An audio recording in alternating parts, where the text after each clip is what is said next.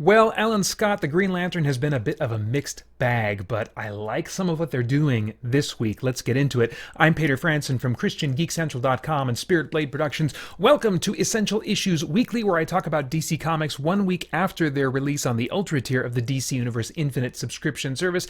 In each installment, I pick an assortment of comics to talk about as a DC fan and also explore what, if anything, they have to say about the essential issues of real life. Now, warning, full spoilers for everything I talk about. This is your first and only warning. Many spoilers lie ahead. So just two comics. This will probably be a shorter one this week, but both published February 27th, 2024 to the Ultra tier and originally published on January 30th. The first of those is Batman Off-World, which continues the early career of Batman, specifically while he is off on a space adventure, basically his first time going into space. And I don't have much to say about this issue except that I'm enjoying this. It's interesting to see, especially kind of brought into clarity a little more in this issue, how Batman's drive for justice leads him to even figure out how to tackle enemies, threats from outer space. And as outlandish as the concept sounded initially on paper, I feel like it's being handled in a way that I'm able to appreciate and get on board with. By contrast, I've not been able to get on board with all the decisions being made in the Alan Scot, the Green Lantern series.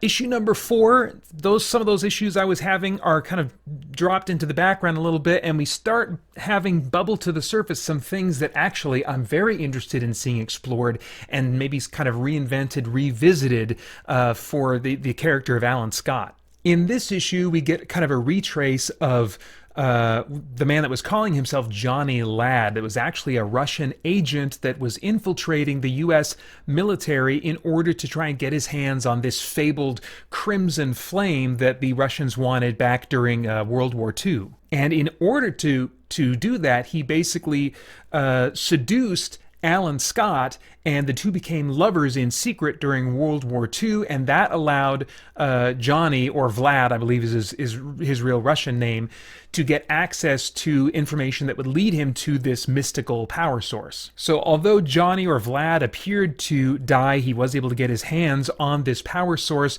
went back to Russia, and became the Red Lantern, who they're kind of like, it's a new character being created now, and proposing that he's sort of like the Sinestro to Alan Scot, with the added very personal stakes of having been Alan Scott's former lover. Now, I'm not really on board with the gay retcon of Alan Scot. I've already talked about that before, so I don't need to retrace that very much here.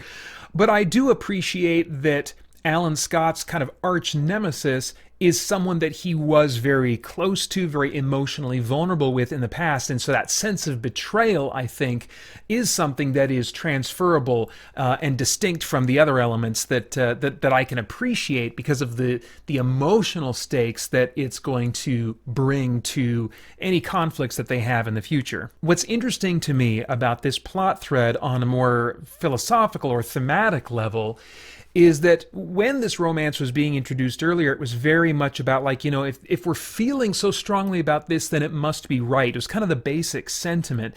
And yet what we see is that feeling that something is right, following your emotions, doing what your heart tells you, following your inclinations, your passions, the things or the people that you're drawn to, isn't necessarily a good thing. That we should have some kind of wisdom, something else outside of us that's kind of helping us to check our decisions rather than purely following our heart. And we see the fact that of Alan being kind of bit in the butt by the fact that he was following his heart and just got into a big mess because of it, unleashed this horrible evil, experienced all of this betrayal. Now, I don't think there's any kind of messaging there. I think this book has been very much pro-gay, pro-LGBTQ, but I do think that's an interesting facet of the whole thing, that even, I think, unwittingly embedded in here is a reminder that, you know what?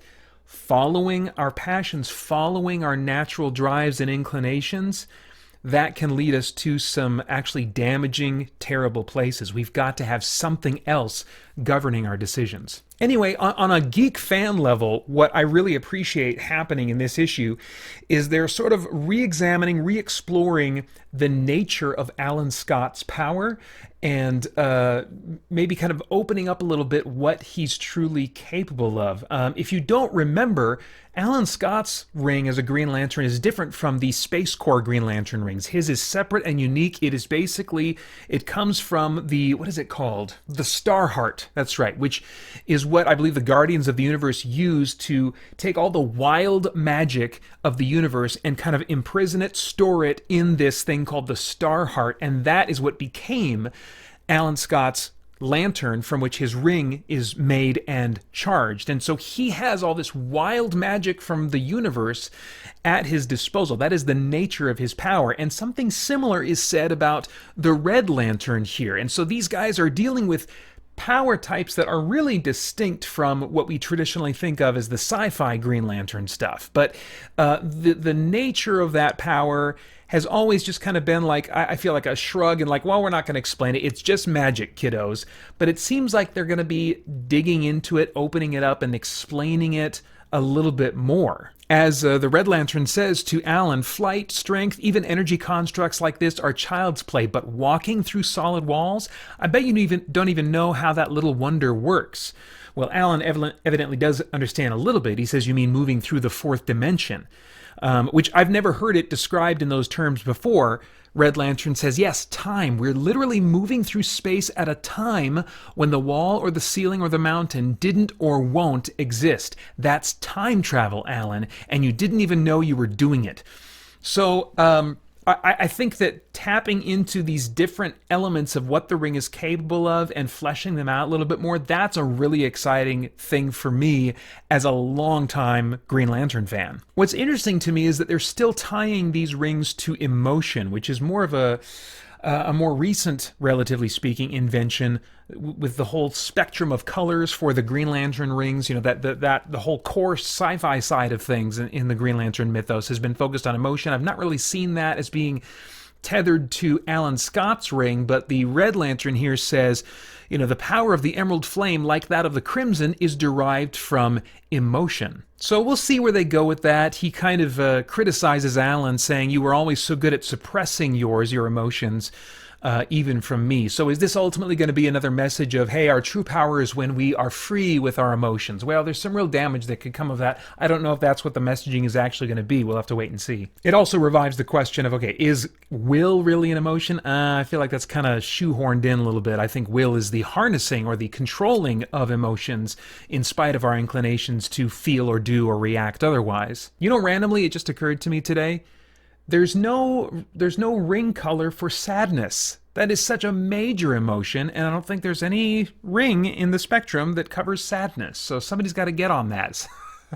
Finding your power in mourning, in grieving, in sadness. Because you might think, oh, that's not something you want to draw power from. Well, there are right things to mourn, and there are right things to be sad about, and it can be good to process grief, but I guess that's a topic for another time. But DC, if anybody's listening, which I know they're not, how about a ring, a spectrum for sadness? Anyway, the last moment that kind of makes me go, ooh, and lean forward as a Green Lantern fan is when Alan, with a nearly depleted ring, gets his hands on the Red Lantern's Red Lantern, and Red Lantern says, Alan, stop, it's too dangerous, you can't charge your ring with that battery. We see Alan putting his ring up to the Red Lantern anyway, and then on the final splash page, we see red energy radiating off of him, and he says, I just did.